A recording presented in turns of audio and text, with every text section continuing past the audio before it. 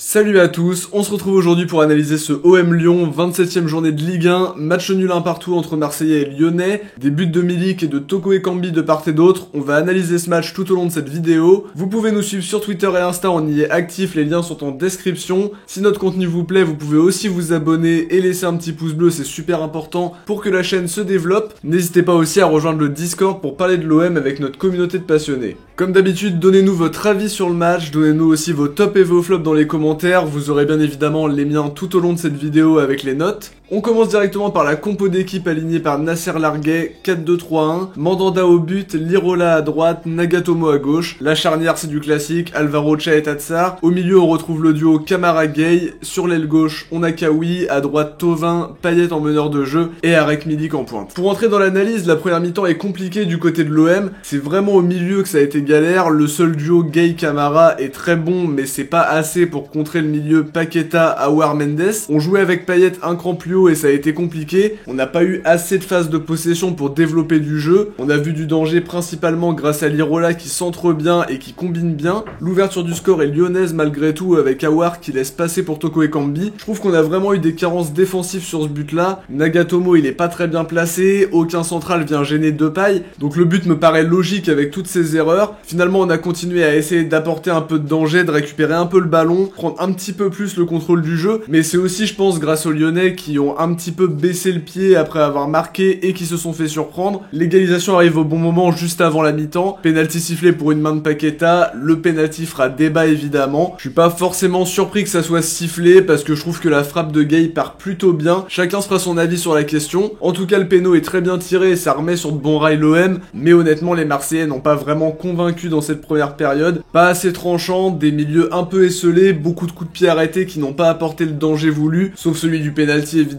On a des profils pourtant qui sont intéressants pour marquer sur coup de pied arrêté, mais on en marque très peu. Comme je le dis très souvent, c'est des vraies occasions de but, et si on a beaucoup de joueurs à l'aise dans le domaine, mais nous ça nous manque encore cruellement, on a les profils mais on n'a pas encore les joueurs super à l'aise. Dans les duels on n'a pas été très bon non plus sur la première mi-temps, on a beaucoup laissé le ballon aux Lyonnais sans avoir ces phases de possession si importantes. C'était mieux en fin de première, mais on attend quand même mieux de nos Marseillais. Sur la deuxième période on est bien revenu dans le match, dans l'engagement c'était vraiment bien, Milik en point d'appui ça a créé des occasions, on a vu du mieux aussi dans les duels, c'était ce qui nous a posé des problèmes en première. On a montré de la maîtrise dans cette deuxième période, je retiens ça aussi. Ce qui est dommage, c'est qu'on n'a pas su faire le travail quand Paqueta a été exclu sur un deuxième jaune. Le problème, c'est qu'on n'a pas mis assez de vitesse. On sait que Lyon est capable de jouer en bloc derrière pour conserver un résultat. Le point du nul me paraît pas trop mal dans notre situation, contre une équipe dans la course pour le titre. Dans l'aspect mental, on a mal commencé le match, mais on est bien revenu derrière en prenant confiance petit à petit. Le but avant la mi-temps a été très important à ce niveau-là. Dans le contenu, on se bonifie au fil des matchs. On attend l'arrivée de Sampaoli pour qu'il commence vraiment à prendre en main l'équipe, à montrer sa patte justement au niveau du style de jeu. En tout cas, même si la victoire semblait à portée, je suis pas déçu non plus de ce résultat. On prend un point précieux contre une équipe très bien classée et ça nous redonne une certaine confiance avant d'aller à Lille. On passe maintenant à mes tops et mes flops. Pour les tops, je dirais Boubacar Kamara et Pape Gueye. Ils m'ont semblé vraiment très à l'aise encore une fois associés au milieu. Énormément d'engagement et d'interception de la part des deux milieux qui ont fait encore énormément de bien. Et honnêtement, je vois rien d'autre que ces deux joueurs-là pour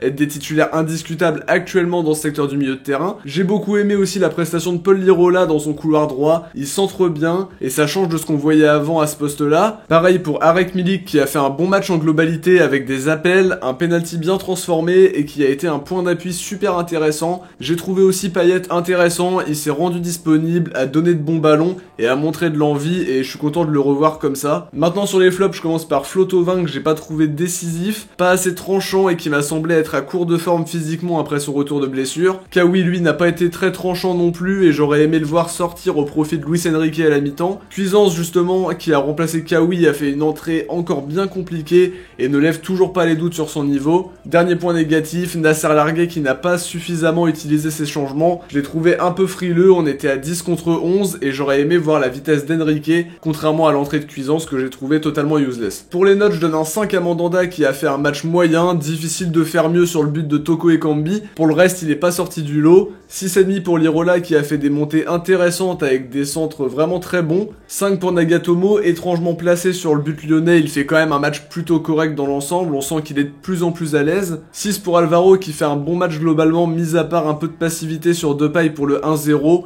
Même chose pour Tchaïtatsar à qui on peut reprocher cette passivité sur la même action, mais lui aussi a été globalement bon. 7,5 pour Camara et 7,5 pour Gay, on en a cité les raisons dans les tops et les flops. 4 pour Kawi qui n'a vraiment pas été dans le coup à mon sens. 4 pour Thauvin qui a été très frustrant ce soir. 6 pour Payet, très intéressant ce soir, on en parlait dans les tops et les flops. 6,5 pour Milik, buteur et intéressant dans le jeu. Pour les remplaçants, il y en a qu'un seul, Cuisance, et je lui donne malheureusement un 3, beaucoup de ballons perdus et une entrée qui ne restera pas gravée dans les mémoires, ou alors dans le sens négatif de la chose. Avant de terminer cette vidéo, on va découvrir celui que vous avez élu comme Marseillais du match Nantes-OM. C'est Dimitri Payet qui l'a remporté avec 56%. Derrière lui, on retrouve Boubacar Kamara avec 22% et Gay avec 12%. Le sondage pour OM Lyon est disponible dans l'onglet communauté. N'hésitez pas à aller voter les amis. On arrive déjà à la fin de cette vidéo. J'espère qu'elle vous aura plu. Si c'est le cas, n'hésitez pas à nous faire vos retours en commentaire, à liker, vous abonner, partager.